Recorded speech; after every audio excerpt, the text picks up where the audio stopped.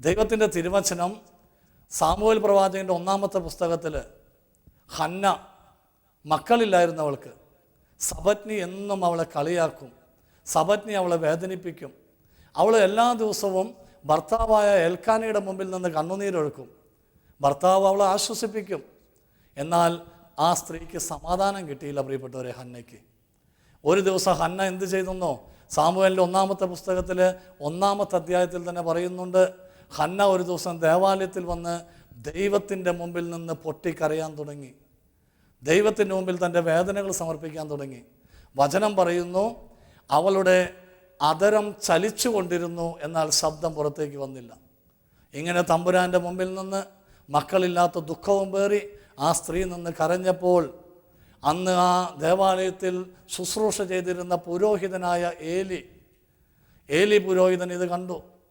അദ്ദേഹം നോക്കുമ്പോൾ ഒരു സ്ത്രീ ഇതാ കരഞ്ഞുകൊണ്ട് നിൽപ്പുണ്ട്, അധരം ചലിക്കുന്നുണ്ട്, സ്വരം പുറത്തേക്ക് വരുന്നില്ല.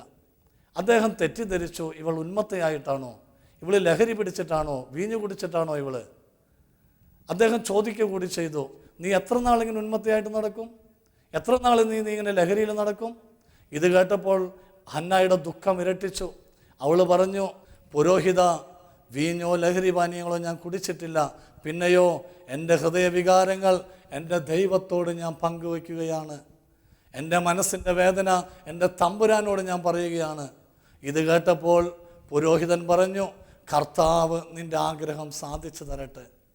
പ്രിയപ്പെട്ട ദൈവമക്കളെ, അതിൻ്റെ അടിയിൽ ഇങ്ങനെ എഴുതി വച്ചിട്ടുണ്ട്, പിന്നീടൊരിക്കലും ഹന്നായുടെ മുഖം മ്ലാനമായിട്ടില്ല. പിന്നീടൊരിക്കലും ഹന്നയുടെ മുഖം മ്ലാനമായിട്ടില്ല. അനേകം തവണ ഭർത്താവിൻ്റെ മുമ്പിൽ കരഞ്ഞിട്ടും ഭർത്താവ് അവളെ ആശ്വസിപ്പിച്ചിട്ടും പ്രിയപ്പെട്ട ദൈവമക്കളെ, ഹന്നായുടെ വേദന മാറിയില്ല, ഹന്നായുടെ ദുഃഖം മാറിയില്ല. എന്നാൽ ദൈവത്തിൻ്റെ അടുക്കൽ വന്ന് ഒരു തവണ കരഞ്ഞപ്പോൾ, തമ്പുരാൻ്റെ അടുക്കൽ വന്ന് അവളുടെ നെടുവീർപ്പുകളും അവളുടെ സങ്കടങ്ങളും സപത്നി അവളെ കളിയാക്കിയ വേദനയും ആ ദൈവസന്നിധിയിൽ സമർപ്പിച്ചപ്പോൾ, അവളൊന്ന് പൊട്ടിക്കരഞ്ഞപ്പോൾ ദൈവവചനം സാക്ഷ്യപ്പെടുത്തുന്നു, പിന്നീടൊരിക്കലും അവളുടെ മുഖം മ്ലാനമായിട്ടില്ല. ദൈവത്തിൻ്റെ മുമ്പിലിരുന്ന് കരയാൻ പഠിക്കണം. തമ്പുരാൻ്റെ മുമ്പിലിരുന്ന് പൊട്ടിക്കരയണം. രാത്രിയൊക്കെ എഴുന്നേറ്റിരിക്കണം ദൈവത്തിൻ്റെ മുമ്പിൽ.